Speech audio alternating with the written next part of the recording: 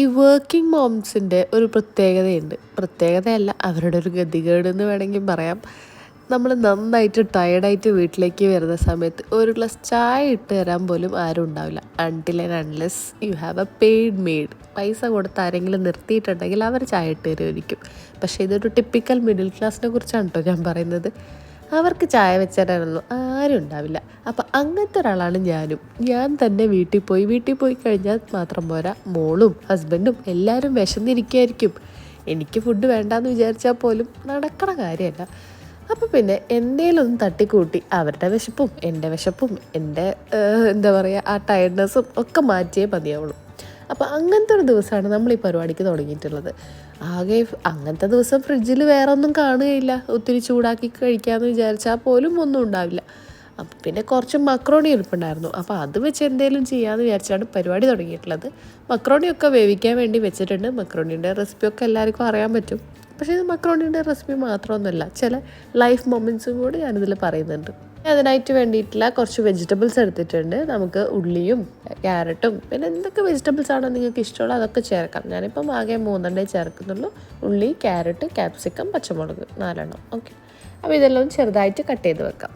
മീൻവയൽ നമ്മളുടെ മക്രോണി ഇവിടെ വെന്തിട്ടുണ്ട്. ഒരു 10-15 മിനിറ്റ് മാത്രമേ കുക്ക് ചെയ്യാൻ പാടുള്ളൂ. അത് കഴിഞ്ഞാൽ ഓവർ കുക്ക്ഡ് ആയി പോവും. അപ്പോൾ അതുകൊണ്ട് നല്ലോണം തിളക്കുന്ന സമയത്ത് ഒരു 10 മിനിറ്റ് അല്ലെങ്കിൽ 15 മിനിറ്റ് മാക്സിമം വെച്ചാൽ മതി.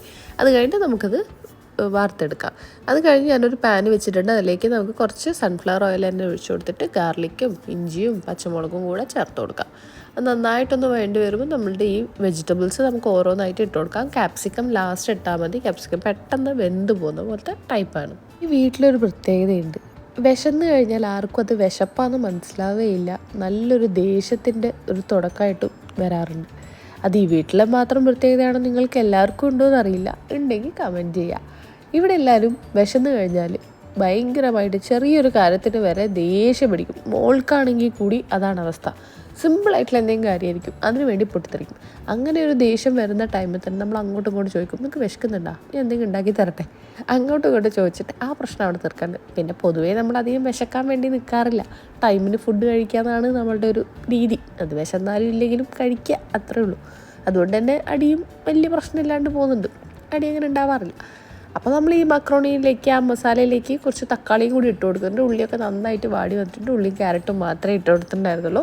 പിന്നെ നമ്മുടെ ആദ്യം ഇട്ട ഗാർലിക്കും ഇഞ്ചിയും പച്ചമുളകും അതൊക്കെ നന്നായിട്ട് വാടി വരുന്ന സമയത്തേക്ക് നമുക്ക് ആ ചിക്കനും കൂടെ ഒന്ന് ചേർത്ത് കൊടുക്കാം. ഞാൻ ബോയിൽ ചെയ്ത് വെച്ചതായിരുന്നു ഓൾറെഡി. ഉപ്പും കുരുമുളകും മഞ്ഞളും മാത്രം ഇട്ടിട്ട് ബോയിൽ ചെയ്ത് വെച്ചായിരുന്നു. മീൻവയൽ എനിക്ക് വിശപ്പ് തുടങ്ങിയിട്ടുണ്ട്. വെറുതെ അതൊരു ദേഷ്യമായി മാറണ്ടെന്ന് വെച്ചിട്ട് ഞാൻ അതിനിടയിൽ ഒരു മാൽക്കിസ്റ്റിൻ്റെ ഒരു ചീസ് ബിസ്ക്കറ്റും കൂടി എടുത്ത് കഴിക്കുന്നുണ്ട്. സംഭവം അടിപൊളിയാണ്, നല്ല ടേസ്റ്റൊക്കെ ഉണ്ട്. അത്യാവശ്യം മധുരമൊക്കെ ഉണ്ടെങ്കിലും പക്ഷേ കഴിക്കാൻ കൊള്ളാം. നല്ലൊരു കൺസെപ്റ്റായിരുന്നു. അങ്ങനെ അതൊക്കെ കഴിച്ച് കഴിഞ്ഞ് നമ്മളുടെ പാനൊക്കെ തുറന്നു നോക്കുമ്പോഴത്തേക്കും കിഡിലം പോലത്തെ മണം വരാൻ തുടങ്ങിയിട്ടുണ്ട്.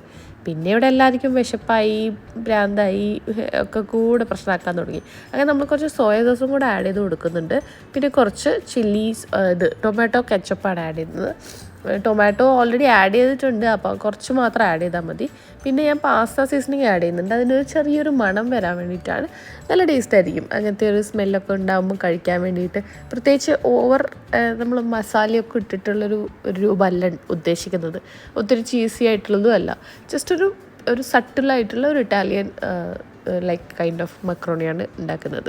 കുറച്ച് കുരുമുളക് പൊടിയും കൂടി എരിവിന് ഇട്ട് കൊടുത്തിട്ടുണ്ട്. പിന്നെ ലാസ്റ്റാണ് ക്യാപ്സിക്കം ഇട്ട് കൊടുക്കുന്നത്. ക്യാപ്സിക്കം ആദ്യം തന്നെ ഇട്ടാൽ എല്ലാം കൂടെ ഒരു വല്ലാത്തൊരു പരിവാവും. അപ്പോൾ അതുകൊണ്ട് അതും കൂടി കഴിഞ്ഞ് കഴിഞ്ഞാൽ നമുക്കിനി നമ്മുടെ മക്രോണി ഇതിലേക്ക് ഇട്ട് കൊടുക്കാം. മിക്സ് ചെയ്യുമ്പോൾ വളരെ കെയർഫുള്ളായിട്ട് തന്നെ മിക്സ് ചെയ്യണം. കാരണം അത് പൊട്ടിപ്പോവാതെ വളരെ സട്ടിലായിട്ട് സോഫ്റ്റായിട്ടും ചെയ്ത് കൊടുക്കണം.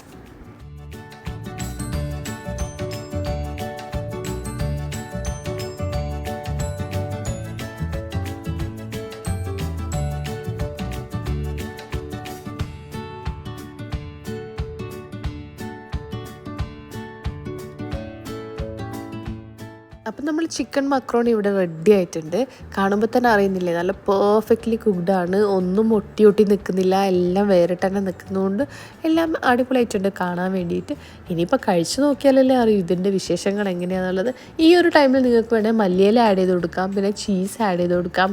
അപ്പോൾ ഈ ഒരു രീതിക്കൊക്കെ ചെയ്യാം. ഞാൻ ഒരുപാട് മസാലയൊന്നും ഇല്ലാണ്ട് ഒരു ഇറ്റാലിയൻ സ്റ്റൈലാണ് ഉദ്ദേശിച്ചിട്ടുണ്ടായിരുന്നത്. അപ്പോൾ അതാണ് ഇങ്ങനെ. ചിലവർ കൂടുതലും മസാല ഇട്ടിട്ടൊക്കെ ആക്കും, ഞാനും ആക്കാറുണ്ട് അങ്ങനെയൊക്കെ.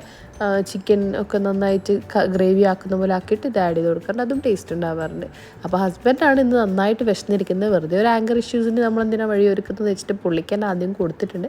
അങ്ങനെ നമ്മൾ കഴിച്ചു നോക്കിയപ്പോൾ നമുക്ക് രണ്ടുപേർക്കും ഒരു അഭിപ്രായം തോന്നിയത് എരിവ് ഉണ്ടായിരുന്നില്ല ഒട്ടും തന്നെ. പച്ചമുളക് ആഡ് ചെയ്തിട്ടുണ്ടെങ്കിൽ കൂടി മോൾക്കും കൂടി വേണ്ടി ഉണ്ടാക്കിയത് കൊണ്ട് തന്നെ എരിവ് ഇത്തിരി കുറവുണ്ടായിരുന്നു. സോ മോളെ കുറച്ച് എടുത്തു വെച്ചിട്ട് ഞങ്ങൾ രണ്ടുപേരും ഞങ്ങളുടെ സെർവിങ്ങിലേക്ക് ചില്ലി ഫ്ലേക്സ് ഇട്ട് കൊടുത്തിട്ടുണ്ട്. അപ്പോൾ ഒരു നല്ലൊരു എരിവുണ്ട്, നല്ലൊരു മണവും നല്ലൊരു ഫ്ലേവറൊക്കെ അതിന് വരുന്നുണ്ട്. അപ്പം അതുകൊണ്ട് അങ്ങനെ ചെയ്ത് കൊടുത്തിട്ടുണ്ട്. മോൾക്ക് മാത്രം മാറ്റി വെച്ചിട്ടുണ്ട്. സംഭവം എന്തായാലും അടിപൊളിയായിട്ടുണ്ട്. പെട്ടെന്ന് ഉണ്ടാക്കിയെടുക്കാൻ പറ്റും. ഇതേപോലെ വർക്കിംഗ് മോംസിനൊക്കെ ആണെങ്കിൽ സംഭവം അടിപൊളിയായിട്ട് സിമ്പിളായിട്ട് മേക്ക് ചെയ്യാൻ പറ്റും. അപ്പോൾ ഉറങ്ങുകയാണ്, അവൾ എണീറ്റിട്ട് വേണം അവൾക്കുള്ളത് കൊടുക്കാൻ വേണ്ടിയിട്ട്. അപ്പോൾ എൻ്റെ ഇന്നത്തെ ദിവസം ഇങ്ങനെയൊക്കെ പോയി. നിങ്ങളതെങ്ങനെയാണെന്ന് താഴെ കമൻറ്റ് ചെയ്യാം കേട്ടോ. ബൈ.